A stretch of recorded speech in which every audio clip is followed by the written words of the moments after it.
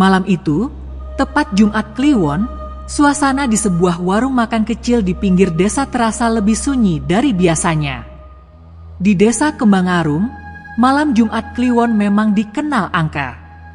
Warga desa mempercayai bahwa malam itu adalah saat dunia gaib paling dekat dengan manusia.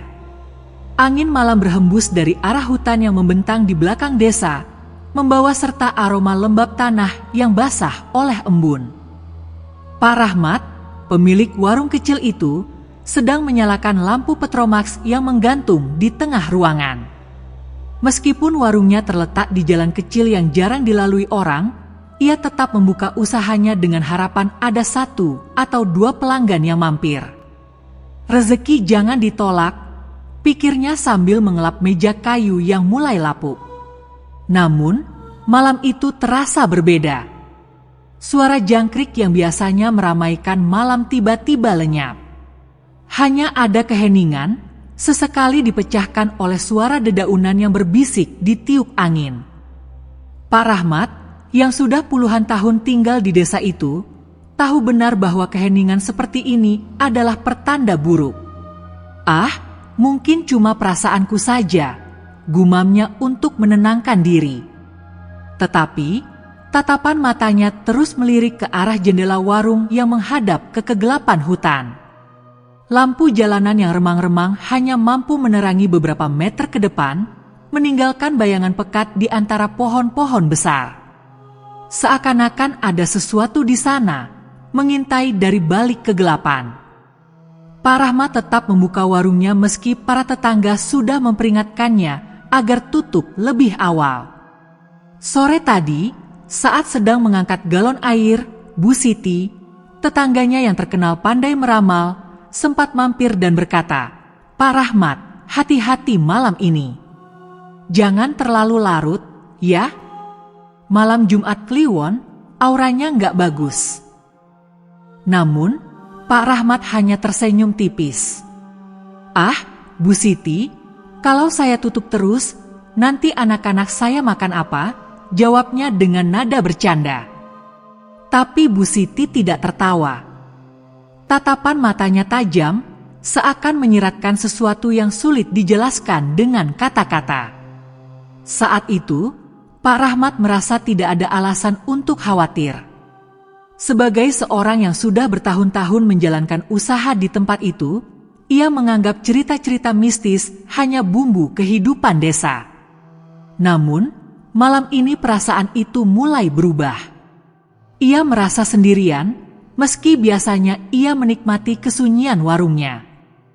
Kipas angin kecil di sudut ruangan berputar pelan, menciptakan suara monoton yang biasanya menenangkan, tetapi malam ini justru menambah suasana mencekam. Sekitar pukul 11 malam, seorang pria datang. Langkah kakinya terdengar jelas sebelum sosoknya muncul di ambang pintu.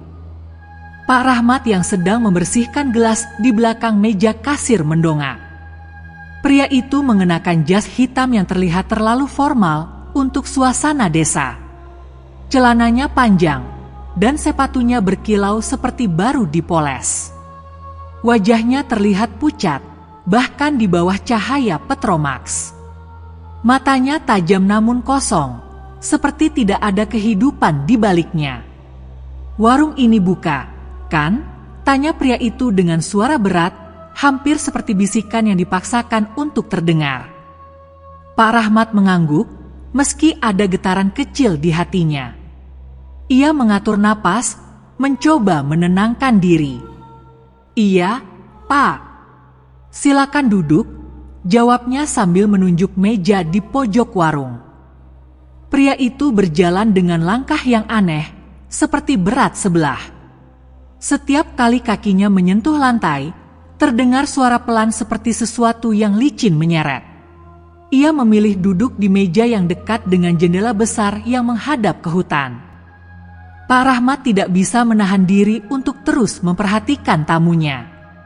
Ada sesuatu yang ganjil, sesuatu yang membuat bulu kuduknya berdiri, tetapi ia tidak tahu apa. Pria itu duduk di pojok warung, tempat yang biasanya tidak disukai pelanggan karena dekat jendela yang menghadap hutan. Meja itu memang jarang digunakan. Biasanya pelanggan memilih duduk di tengah atau di dekat pintu, jauh dari jendela yang selalu tampak seperti mengundang kegelapan masuk. Pak Rahmat masih ingat cerita Mbah Darmin, seorang dukun tua di desa itu, yang pernah berkata bahwa meja tersebut berada di titik pertemuan antara dunia nyata dan dunia gaib. Tetapi, pria itu tampaknya tidak peduli. Setelah duduk, pria itu menatap keluar jendela dengan pandangan yang sulit ditebak. Pak Rahmat memperhatikan dari kejauhan. Tubuh pria itu kaku, seolah-olah tidak pernah bergerak sejak ia duduk. "Mau pesan apa, Pak?" tanya Pak Rahmat, mencoba mencairkan suasana. Pria itu menoleh perlahan, terlalu perlahan untuk ukuran manusia biasa. "Nasi goreng dan kopi hitam," jawabnya singkat, tanpa ekspresi. Suaranya terdengar lebih berat dari sebelumnya, seperti datang dari lubuk yang sangat dalam. Saat memasak, Pak Rahmat merasa ada sesuatu yang mengawasinya. Di dapur kecilnya, Pak Rahmat mulai menyiapkan nasi goreng. Tangannya bergerak lincah, tetapi pikirannya melayang. Ia merasa ada mata yang mengintipnya, meski ia tahu hanya pria itu yang ada di warung. Sesekali ia melirik ke arah meja pojok, namun pria itu tetap duduk diam, hanya menatap keluar jendela. Bibir Pak Rahmat mulai berkomat-kamit membaca doa-doa yang diajarkan oleh ayahnya dulu. Rasa dingin mulai merayap ke punggungnya, meskipun dapur itu biasanya terasa hangat karena kompor yang menyala. Tiba-tiba, ia mendengar bunyi ketukan pelan, seperti seseorang mengetuk kaca jendela. Pak Rahmat berhenti sejenak, mencoba mendengar lebih jelas. Ketukan itu berhenti. Ia menoleh ke arah pria itu, tetapi pria itu tetap diam, tidak bergerak sedikit pun. Setelah selesai, Pak Rahmat menghidangkan pesanan tamunya. Saat ia meletakkan piring di meja, tangannya tanpa sengaja bersentuhan dengan tangan pria itu. Rasanya dingin, terlalu dingin untuk ukuran manusia. Pak Rahmat mundur perlahan, mencoba menyembunyikan rasa takutnya. Ia kembali ke belakang meja kasir, berusaha terlihat tenang, tetapi matanya tidak bisa lepas dari pria itu. Ada sesuatu yang tidak biasa. Sesuatu yang tidak seharusnya berada di sana malam itu. Pak Rahmat memperhatikan pria itu dengan cemas, tetapi berusaha bersikap wajar. Saat pria tersebut mulai menyantap makanannya, gerakannya terlihat aneh, terlalu lambat, hampir seperti boneka yang digerakkan. Suara sendok beradu dengan piring terdengar lebih nyaring daripada biasanya di ruangan sunyi itu. Pak Rahmat mencoba sibuk mengelap meja kasir, tetapi matanya terus melirik ke arah tamu itu. Sekilas, ia merasa seperti melihat bayangan lain di jendela dekat meja tamu tersebut, tetapi ia segera mengalihkan pandangannya, takut jika perasaannya malah mempermainkannya. Setelah beberapa menit, pria itu tiba-tiba berbicara. "Nasi gorengnya enak," katanya dengan nada datar. Tetapi suara itu tidak seperti sebelumnya. Kali ini terdengar lebih pelan, seperti berasal dari arah yang berbeda. Pak Rahmat berusaha menjawab dengan senyum, meskipun ia merasa ada sesuatu yang tidak beres. "Terima kasih, Pak. Kalau butuh apa-apa, bilang saja," ucapnya dengan suara bergetar. Pria itu menyelesaikan makanannya, tetapi ada sesuatu yang aneh pada piringnya. Setelah makan, pria itu mendorong piringnya ke depan, isyarat bahwa ia telah selesai. Namun, Pak Rahmat yang mendekat untuk mengambil piring itu mendapati sesuatu yang membuatnya terkejut. Piring tersebut masih penuh. Nasi gorengnya tampak utuh, tidak berkurang sedikit pun, padahal ia yakin pria itu telah menyantapnya. Sendok di samping piring basah seperti habis digunakan, tetapi makanannya seperti tidak tersentuh. Pak Rahmat berdiri terpaku, tidak tahu harus berkata apa. Pria itu menatapnya dengan tatapan tajam, lalu berkata, "Terima kasih. Saya sudah kenyang." Suaranya lebih berat dari sebelumnya, nyaris bergema di ruangan kecil itu. Pak Rahmat hanya mengangguk sambil mundur perlahan. Ia tidak tahu harus berbuat apa selain menuruti apa yang pria itu inginkan. Piring itu tetap dibiarkan di meja, sementara pria tersebut mengeluarkan sesuatu dari saku jasnya. Sebuah kantong kecil berwarna merah gelap, terlihat seperti terbuat dari kain kasar. "Ini pembayaran saya," kata pria itu sambil meletakkannya di meja. Pak Rahmat ingin menolak, tetapi pria itu segera berdiri. Tubuhnya menjulang tinggi hingga hampir menyentuh lampu petromax yang tergantung rendah. Pria itu berjalan keluar warung, meninggalkan suasana mencekam di belakangnya. Langkah kakinya yang berat kembali terdengar, menyeret-nyeret di lantai kayu warung. Pak Rahmat hanya bisa memandangi punggungnya yang perlahan menghilang di balik pintu. Begitu pria itu keluar, angin malam yang dingin kembali berhembus masuk, membawa serta bau tanah yang basah. Suara jangkrik yang hilang sejak tadi tiba-tiba kembali, seperti memberikan tanda bahwa pria itu telah pergi. Namun, keheningan itu hanya sementara. Dari luar, Pak Rahmat mendengar suara gemerisik, seperti sesuatu yang besar bergerak di semak-semak dekat warung. Ia tidak berani keluar untuk memastikan. Tangannya gemetar saat mengambil kantong kecil yang ditinggalkan pria tadi. Kantong itu terasa berat, lebih berat dari yang terlihat. Dengan hati-hati, ia membukanya. Isinya adalah sejumlah koin kuno yang terlihat berkarat. Bau anyir menyengat keluar dari dalam kantong itu, membuat Pak Rahmat segera menutupnya kembali. Pak Rahmat mulai merasa ada yang tidak beres dengan kantong merah tersebut. Aroma anyir yang menyengat dari kantong itu membuatnya merasa mual. Tangannya gemetar saat meletakkannya kembali di meja. Dalam pikirannya, ia terus bertanya-tanya, siapa sebenarnya pria itu dan apa maksud dari koin-koin kuno yang ditinggalkannya? Sejenak, ia memutuskan untuk mengabaikan kantong tersebut dan membereskan piring serta gelas di meja tamu.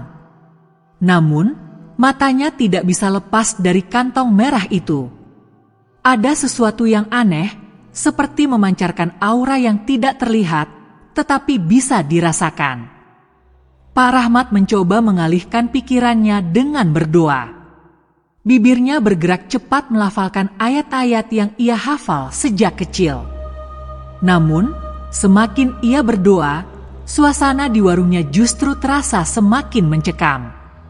Lampu petromax yang menggantung di tengah ruangan mulai berayun pelan, meskipun tidak ada angin yang masuk. Bayangan yang tercipta di dinding seolah menari-nari, menciptakan bentuk yang tidak wajar. Pak Rahmat memandang ke arah pintu, berharap ada pelanggan lain yang datang untuk mengusir rasa takutnya. Tetapi jalanan di luar tetap sepi. Ketika ia kembali menatap kantong merah di meja, ia merasa seperti melihat gerakan kecil di dalamnya. "Apa ini hanya perasaanku?" pikirnya. Tetapi ia tidak bisa mengabaikan sensasi bahwa sesuatu sedang mengintip dari balik kain kantong itu. Dengan keberanian yang tersisa, Pak Rahmat mendekati meja dan meraih kantong itu lagi. Ia berniat untuk membuangnya keluar warung, berharap bisa mengakhiri rasa tidak nyaman yang menyelimutinya. Ketika kantong merah itu dibuka kembali, kejadian aneh mulai terjadi. Saat Pak Rahmat membuka kantong itu dengan tangan gemetar, ia menemukan sesuatu yang mengejutkan. Bukan hanya koin berkarat seperti yang ia lihat sebelumnya, tetapi kini ada selembar kain putih kecil yang tampak seperti bagian dari kafan. Bau anyir semakin kuat, bercampur dengan aroma busuk yang menyengat. Pak Rahmat segera menjatuhkan kantong itu ke lantai. Seketika, suasana di dalam warung berubah. Lampu petromax mulai berkerlip, dan suara gemerisik dari semak-semak di luar semakin keras, seperti ada sesuatu yang mendekat. Pak Rahmat mundur perlahan, matanya tetap terpaku pada kantong merah yang kini tergeletak di lantai. Ia mencoba membaca doa-doa dengan suara keras, tetapi suaranya seperti tercekik, tidak bisa keluar. Tiba-tiba, pintu warung terbuka dengan keras, seolah-olah didorong oleh angin kencang. Padahal, malam itu udara begitu tenang. Dari luar, terdengar suara langkah kaki berat yang mendekat lagi. Kali ini, suara itu tidak menyeret seperti sebelumnya, tetapi terdengar lebih keras dan teratur, seperti milik makhluk yang lebih besar. Pak Rahmat berusaha mengunci pintu, tetapi tubuhnya terasa kaku, tidak bisa bergerak. Keringat dingin mengalir deras di pelipisnya. Dalam hati, ia memohon perlindungan Tuhan, berharap kejadian ini hanya mimpi buruk yang segera berakhir. Namun, dari sudut matanya, ia melihat bayangan besar melintas di luar jendela, mengintip ke dalam dengan mata yang menyala merah. Bayangan itu perlahan mendekat, menyiratkan bahwa sesuatu yang lebih menyeramkan akan segera terjadi. Bayangan besar itu berhenti tepat di luar jendela warung. Pak Rahmat mematung, keringat dingin mengalir deras di pelipisnya. Ia tidak berani menatap langsung, tetapi dari sudut matanya, ia bisa merasakan kehadiran sesuatu yang besar dan mengerikan. Mata merah itu bersinar, menembus kaca jendela dan memancarkan aura yang membuat udara di dalam warung terasa semakin berat. Pak Rahmat mencoba membaca doa, tetapi lidahnya terasa keluh, seperti ada beban yang menekan tenggorokannya. Tiba-tiba, jendela warung bergetar keras, seolah-olah sesuatu mencoba mendobrak masuk. Pak Rahmat terduduk di lantai, tubuhnya lemas. Ia berusaha mengumpulkan keberanian untuk berdiri, tetapi tubuhnya menolak. Dari luar, terdengar suara lain, seperti hembusan napas berat bercampur dengan geraman halus yang memekakkan telinga. Dalam hati, Pak Rahmat hanya bisa memohon perlindungan Tuhan. Ia merasa detik-detik itu seperti menjadi akhir hidupnya. Pintu warung perlahan terbuka sendiri dengan bunyi berderit yang menyeramkan. Padahal, Pak Rahmat yakin ia telah menutup rapat pintu itu sejak sore. Namun, malam itu, pintu seperti memiliki kehendaknya sendiri. Angin dingin masuk ke dalam warung, membawa serta bau busuk yang menusuk hidung. Pak Rahmat berusaha untuk tetap tenang, tetapi matanya terpaku pada pintu yang kini terbuka lebar. Dalam kegelapan luar, sosok bayangan besar itu terlihat lebih jelas. Tingginya hampir mencapai langit-langit warung, dengan tubuh besar yang tertutup bulu hitam lebat. Bentuk tubuhnya tidak sepenuhnya menyerupai manusia, tetapi juga bukan binatang. Tangan-tangannya yang panjang dan berkuku tajam menggantung di sisi tubuhnya. Sosok itu berdiri diam di ambang pintu, tetapi kehadirannya cukup untuk membuat jantung Pak Rahmat berdegup kencang hingga terasa sakit. Pak Rahmat mencoba bangkit dan mengambil langkah mundur, tetapi sosok itu mulai bergerak. Langkah-langkah beratnya membuat lantai kayu warung bergetar. Sosok itu memasuki warung perlahan, dengan kepala yang hampir menyentuh langit-langit. Pak Rahmat memejamkan mata, berharap semua ini hanya mimpi buruk yang segera berakhir. Namun, suara geraman pelan dari makhluk itu semakin mendekat, membuatnya sadar bahwa apa yang ia hadapi adalah nyata. Pak Rahmat mencoba mengingat semua doa yang ia tahu. Ia mulai melafalkan ayat-ayat suci dengan suara gemetar. Suaranya terdengar kecil, tetapi cukup untuk membuat makhluk itu berhenti sejenak. Mata merahnya yang bersinar menatap langsung ke arah Pak Rahmat, seolah-olah sedang menilai apakah manusia di hadapannya layak untuk diterkam. "Ya Allah, lindungi hamba-Mu," bisik Pak Rahmat dengan penuh harap. Makhluk itu mengeluarkan suara yang dalam dan menyeramkan, seperti tawa yang terdistorsi. Suara itu memenuhi ruangan, membuat benda-benda di warung bergetar. Pak Rahmat merasa tubuhnya semakin lemas, tetapi ia terus berdoa tanpa henti.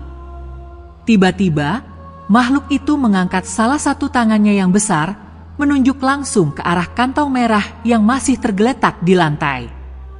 Pak Rahmat membuka matanya perlahan dan mengikuti arah tangan makhluk itu. Kantong ini, apa maksudnya? Pikirnya dengan bingung. Namun, sebelum ia sempat berpikir lebih jauh, makhluk itu menggeram lagi, kali ini lebih keras, seperti memberikan peringatan. Pak Rahmat sadar bahwa kantong merah itu adalah kunci dari semua kejadian ini. Dengan sisa keberanian yang ia miliki, ia meraih kantong itu dan mendekapnya erat. Saat Pak Rahmat membaca doa dengan lantang, sesuatu yang aneh mulai terjadi. Kantong merah di tangannya terasa semakin panas, seperti bara api yang menyala. Namun, ia tidak melepaskannya. Ia terus melantunkan ayat-ayat suci dengan sekuat tenaga, meskipun suaranya semakin serak. Makhluk besar itu mulai mundur perlahan, matanya yang menyala merah berubah redup.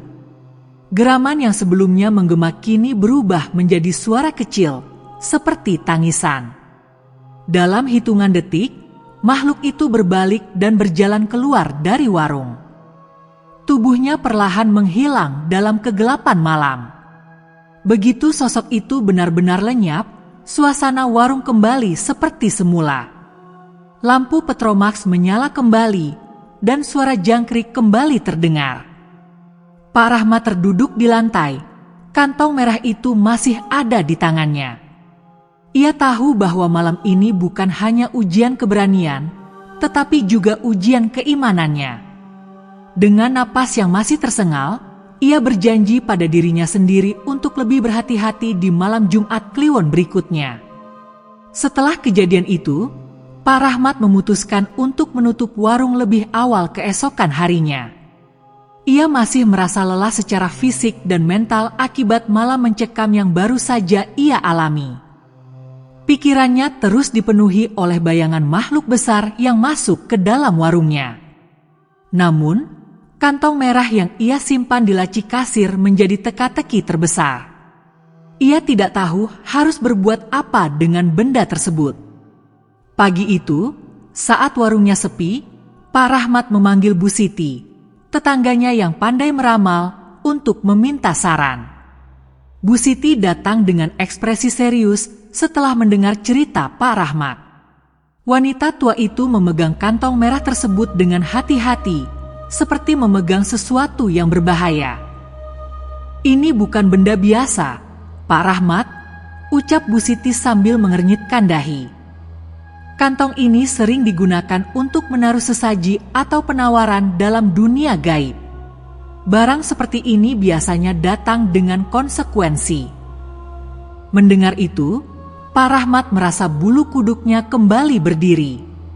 Ia mulai berpikir, apakah keputusannya menerima kantong itu adalah kesalahan besar. Bu Siti menyarankan agar kantong itu segera dibuang di tempat yang tidak bisa dijangkau manusia. Menurutnya, benda semacam ini harus dikembalikan ke tempat asalnya, atau setidaknya dilarung di sungai besar yang airnya mengalir deras. Namun, sebelum melakukan itu, Bu Siti meminta izin untuk membaca doa khusus. Ia membawa beberapa batang dupa dari rumahnya, menyalakannya di depan warung Pak Rahmat, dan mulai melantunkan doa-doa dalam bahasa Jawa kuno. Asap dupa yang mengepul memenuhi ruangan, memberikan aroma yang aneh tetapi menenangkan. Ketika doa itu selesai, Bu Siti memandang Pak Rahmat dengan tatapan tajam. "Pak Rahmat, Anda harus tahu, ada kemungkinan besar pelanggan yang datang semalam bukan manusia biasa," katanya pelan tetapi tegas. "Kemungkinan ia adalah penunggu hutan di belakang desa ini, dan kantong merah itu mungkin adalah caranya untuk mengikat Anda dalam suatu perjanjian." Kata-kata itu membuat hati Pak Rahmat semakin gelisah.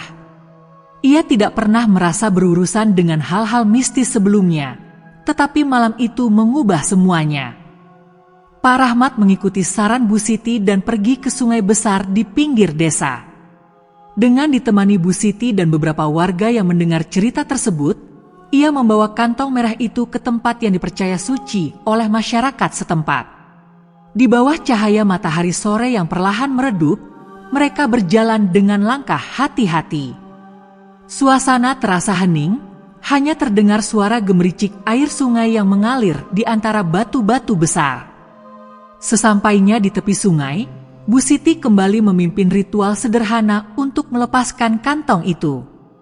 Ia meminta Pak Rahmat untuk memegang kantong tersebut sekali lagi dan memanjatkan doa memohon perlindungan kepada Tuhan. Setelah itu, kantong merah dilemparkan ke dalam sungai. Kantong itu tenggelam dengan cepat, seperti ditarik oleh sesuatu di dasar sungai. Semua orang yang hadir hanya bisa saling memandang, merasa lega tetapi juga heran dengan apa yang baru saja mereka saksikan. Malam harinya, suasana di warung Pak Rahmat kembali normal, tetapi ia merasa ada perubahan dalam dirinya. Ia tidak lagi memandang warung kecilnya sebagai tempat biasa. Pengalaman malam Jumat Kliwon itu membuka matanya bahwa dunia tidak hanya dihuni oleh manusia saja. Pak Rahmat menjadi lebih sering berdoa dan menjaga hubungan spiritualnya.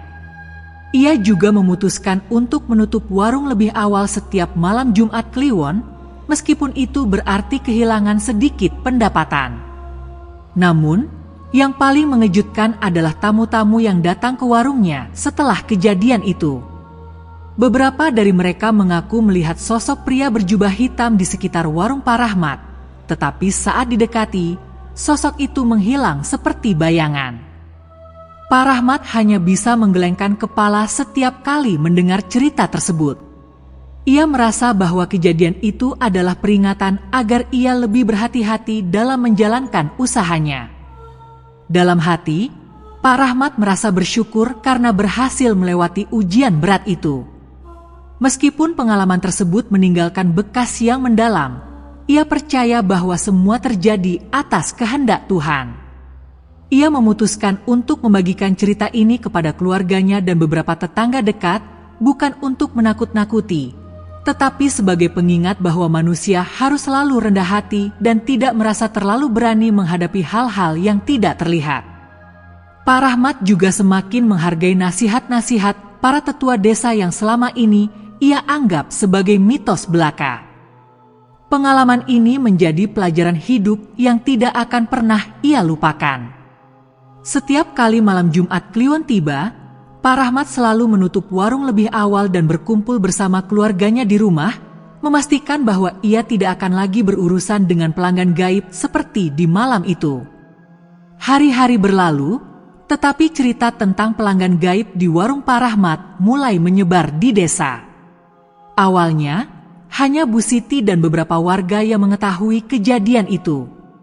Namun, seperti layaknya cerita di desa kecil, kabar ini segera menjadi buah bibir. Beberapa orang yang penasaran bahkan sengaja datang ke warung Pak Rahmat untuk menanyakan kejadian tersebut. Ada yang percaya sepenuhnya, tetapi ada juga yang menganggapnya hanya sebagai cerita yang dilebih-lebihkan. Pak Rahmat berusaha menghindari perhatian berlebihan ini. Ia tidak ingin orang-orang menganggap warungnya sebagai tempat angker. Warung ini untuk mencari nafkah, bukan untuk jadi bahan cerita horor, katanya suatu hari kepada salah satu pelanggan setianya. Namun, dalam hati, ia juga sadar bahwa pengalaman itu terlalu nyata untuk diabaikan. Ia hanya bisa berharap agar warungnya tetap ramai dan dijauhkan dari kejadian serupa di masa depan. Suatu malam, seorang pelanggan baru datang membawa cerita yang mengejutkan. Lelaki tua yang mengaku berasal dari desa seberang itu mengatakan bahwa ia pernah mendengar kisah tentang sosok berjubah hitam yang sering muncul di sekitar hutan di belakang desa Kembangarung. Mereka bilang itu bukan manusia, tapi makhluk penjaga. Dia hanya muncul kepada orang-orang tertentu, katanya sambil menyeruput teh panas yang disajikan Pak Rahmat. Pak Rahmat terdiam mendengar cerita itu. Ia tidak tahu harus percaya atau tidak. Pelanggan itu melanjutkan, Kalau benar dia mendatangi warungmu, mungkin ada alasan di balik itu. Bisa jadi kau dianggap mengganggu wilayahnya, atau mungkin dia hanya ingin menguji keberanianmu. Kata-kata itu membuat Pak Rahmat termenung. Ia tidak pernah berpikir bahwa membuka warung di tempat terpencil ini bisa membawa dampak seperti itu. Malam Jumat Kliwon berikutnya, Pak Rahmat memutuskan untuk tidak membuka warung. Kali ini, ia memilih untuk berdiam di rumah bersama keluarganya. Keputusan itu membuat hatinya lebih tenang. Meskipun ada rasa kehilangan karena tidak membuka usaha, ia merasa bahwa keselamatan dan ketenangan adalah hal yang lebih penting. Malam itu, ia bersama istrinya membaca doa bersama, meminta perlindungan dari segala hal buruk. Namun, saat tengah malam, suara aneh kembali terdengar dari arah hutan di belakang rumahnya. Suara gemerisik dedaunan dan ketukan pelan di jendela membuat Pak Rahmat terjaga. Ia memberanikan diri mengintip keluar, tetapi tidak ada apa-apa.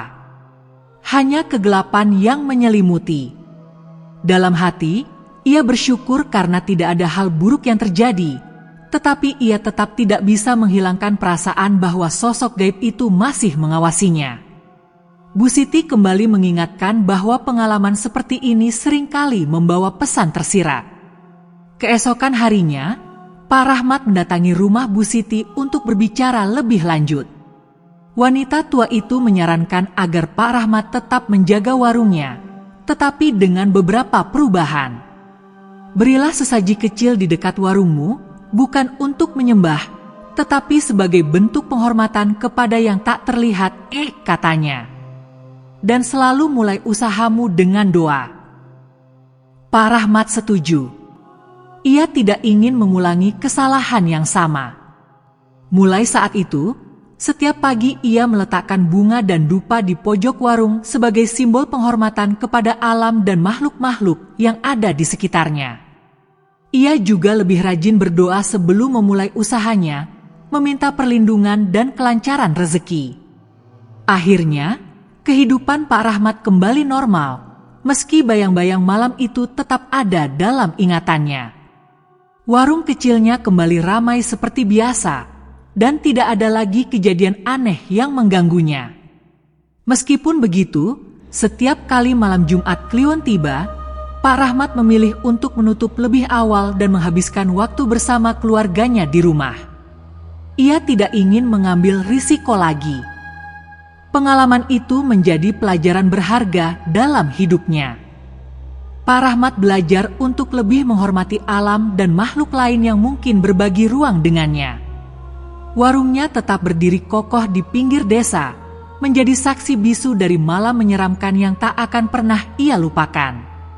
Dan meskipun cerita itu perlahan memudar dari ingatan warga desa, bagi Pak Rahmat, pengalaman itu akan selalu menjadi pengingat bahwa dunia ini lebih luas dan misterius dari yang terlihat.